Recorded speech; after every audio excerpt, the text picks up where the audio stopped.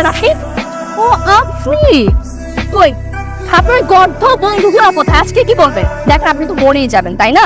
প্রত্যেকদিন আপনি মরার ট্রাই করেন, প্রত্যেকদিন ফেল করেন। প্রত্যেকদিন আপনি কোনো না কোনো মেয়ের প্রেমে পড়েন, সেখানেও ফেল করেন। তারপর আপনারা একটা জিনিস থামতেছে না। চুপ মানুষ, আমি না আপনাকে এক কাজ করেন, ব্রিজটা দেখতেছেন? ওই ব্রিজের উপর থেকে লাভ প্রেমের সার্থক না হলেও না একদম উপরে চলে যাবে। এ ভাই নামেন, আরে এই ওই বেটা এই মানুষ মরে না।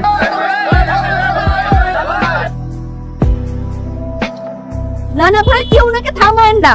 ওর মনে অনেক কষ্ট, ওর লাইফে অনেক কষ্ট। ওর সবচেয়ে বড় কষ্ট কি জানেন? ওর গার্লফ্রেন্ড ওকে ছেড়ে চলে গেছে। এর থেকে বড় কষ্ট জীবনে আর কিছু হতে পারে বলেন? বাবা মা ভাই বোন বন্ধু বান্ধব কিছুই তো না, সবকিছু তো গার্লফ্রেন্ড। আপনার এসব কর্মকাণ্ডে তারা তো প্রত্যেকদিন আতঙ্কে থাকে, আপনি বুঝেন না এগুলো? একটা মেয়ের জন্য মরে যেতে হবে?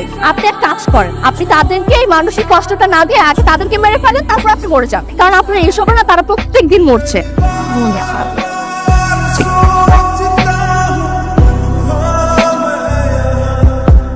একটা মেয়ের জন্য কেন মরে যেতে হবে? যে আপনি এখন একটা মেয়ের জন্য মরে যেতে চাচ্ছেন, যে আপনি কিন্তু কালকে অন্য আরেকটা মেয়ের পিছনে নর্মাল সবার ক্ষেত্রেই হয়। তাই বলে সুইসাইড করতে হবে? যে মানুষগুলো আপনাকে ভালোবেসে আপনার সাথে থেকে গেছে, তাদের জন্য বেঁচে থাকেন।